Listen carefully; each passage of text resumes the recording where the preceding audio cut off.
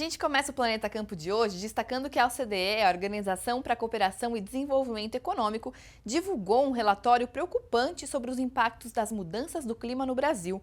O estudo destaca que secas e enchentes têm causado prejuízos substanciais, afetando não apenas a infraestrutura, mas também o fornecimento de energia, com desafios crescentes para fontes hidrelétricas que representam 2/3 da matriz energética brasileira. Os custos são estimados em 1/3 do produto interno bruto a cada ano, de acordo aí com dados do Banco Mundial de 2021. Os prejuízos impactam principalmente as infraestruturas de transporte, com 55%, fornecimento e energia, com 44%, e abastecimento de água, com 2%. São eventos climáticos extremos que representam uma ameaça significativa à infraestrutura pública brasileira, considerada especialmente vulnerável a choques climáticos diante de uma rápida, não planejada e descontrolada urbanização, diz o relatório. Segundo a OCDE, tanto as secas quanto as enchentes trazem prejuízos para a infraestrutura do nosso país. Em resposta a esses desafios, a entidade apresenta uma série de recomendações, entre elas a necessidade de aprimorar a infraestrutura, considerando a resiliência climática. A entidade também incentiva o desenvolvimento do mercado de carbono com uma estratégia para reduzir as emissões. A OCDE ainda reforça a necessidade de cumprimento rigoroso da legislação contra o desmatamento, enfatizando que recursos adequados para as agências reguladoras são essenciais nesse processo todo. Os custos para tornar o país mais resiliente aos extremos do clima são estimados em 0,8% do PIB do país por ano até 2030. Um investimento alto, mas que, de acordo com a OCDE, compensa, já que haveria uma diminuição dos prejuízos. E além da infraestrutura de transportes, água e energia, o clima também vem afetando o desenvolvimento da safra de grãos. O IMEA, que é o Instituto Mato Grossense de Economia Agropecuária, divulgou ontem que a soja deve ter queda de 7,04% em Mato Grosso em relação ao ciclo anterior. Na safra passada, a colheita alcançou 45,32 milhões de toneladas no estado, mas a projeção para a safra atual é que a colheita seja menor e fique na casa das 42,13 milhões de toneladas. O rendimento médio também deve ser afetado. Na safra 22/23 foram produzidas 62,3 sacas de soja por hectare em média. Agora, a previsão é que o rendimento médio fique em 57,87 sacas por hectare, como vocês estão vendo aí na tela. Eu converso agora então com o Marco Antônio da Rural Clima para nos ajudar a entender um pouquinho melhor esse cenário. Marco Antônio, seja muito bem-vindo ao Planeta Campo. Eu que agradeço, é sempre uma honra estar aqui com vocês. A honra é toda nossa de te receber e eu queria começar explicando para a nossa audiência, né, como é que está a condição do clima em Mato Grosso, quais são os principais fatores que vêm causando esses problemas no desenvolvimento da safra. Olha, primeira coisa, foram as chuvas muito irregulares, né, que aconteceu ao longo de toda a primavera. O fato de você estarmos aí sob efeito do El Niño, isso ocasionou aí chuvas muito mais concentradas no sul do que em toda a região central. Outro fato também que contribuiu para essas chuvas irregulares foi a terrível seca que vem sendo observado em toda a bacia amazônica. Então, as poucas frentes frias que avançavam sobre a região central não encontravam umidade suficiente na atmosfera para trazer chuvas generalizadas. E, para piorar um pouco mais toda essa situação, as temperaturas altíssimas que nós estamos vendo, né, com picos recordes de temperaturas aí no mês de novembro, né, batendo recordes. Então, toda essa somatória de fatores levou a essa queda bastante acentuada aí, tanto da produção quanto da produtividade. Porém, agora há uma tendência de melhora.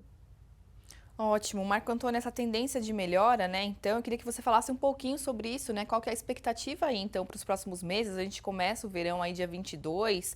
Como que tá aí essa projeção?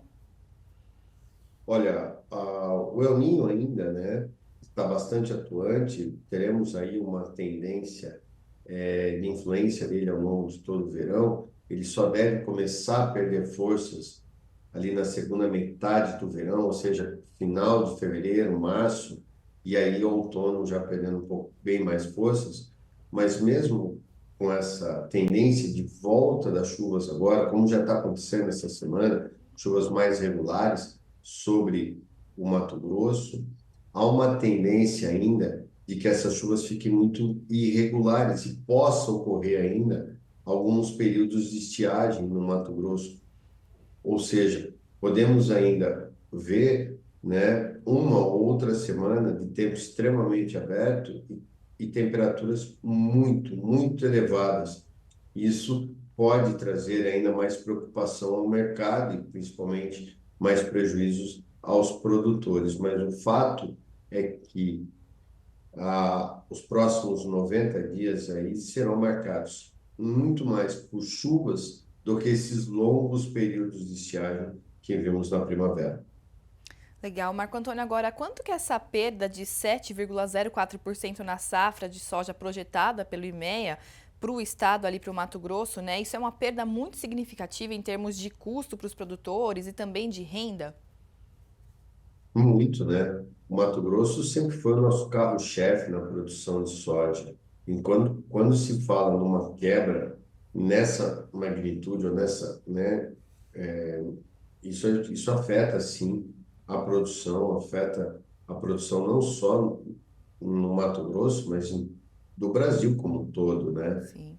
Então, realmente, isso é um fator considerável aí, porque é uma quebra. Se você pegar aí de 7% na produção, mas olha a redução no potencial produtivo, né?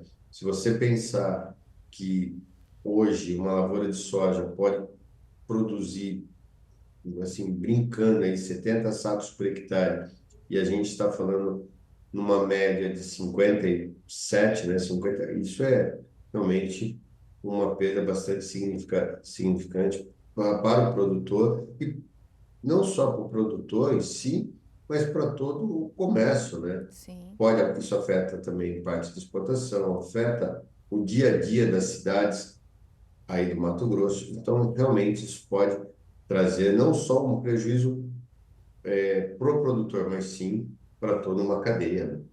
Com certeza. Agora, Marco, tudo isso que a gente vem vendo aí dos El Ninhos, esses extremos do clima, isso tudo a gente já pode afirmar que são as mudanças climáticas? Pode sim, porque veja o que aconteceu nesses últimos 3 anos com a Laninha, né? Que não, também tivemos extremos. E agora, com esse El Niño, lógico que essa altíssima temperatura está realmente associada ao El Niño. Todos os anos que você tem o El Niño, né, influenciando o clima, as temperaturas ficam mais altas, isso é normal, mas esse ano as temperaturas bateram recordes, né? Então, realmente, isso já pode ser considerado aí um fator das mudanças climáticas. Perfeito. Marco Antônio, muito obrigada pela sua participação aqui com a gente hoje no Planeta Campo, trazendo esses esclarecimentos, né, e essa previsão de como devem ficar aí os próximos meses. Muito obrigada pela sua participação. Eu que agradeço, é sempre uma honra, um grande prazer estar aqui com vocês e quando precisar, coloca a Rural Clima aí à disposição no canal. Perfeito. Muito obrigada mais uma vez. Um ótimo trabalho para vocês. Planeta Campo. Patrocínio. JBS. Há 70 anos alimentando o que alimenta o mundo. UPL. Reimaginando a sustentabilidade. Apoio. SLC Agrícola. Produzindo com eficiência e sustentabilidade. Infinity. Gestão de resíduos. Campo Forte. O nosso forte é fazer você produzir mais. Cotton Wrap. Melhor solução para enfardamento de algodão. 100% brasileira. Associação Brasileira dos Criadores de Zebu. A BCZ de todos.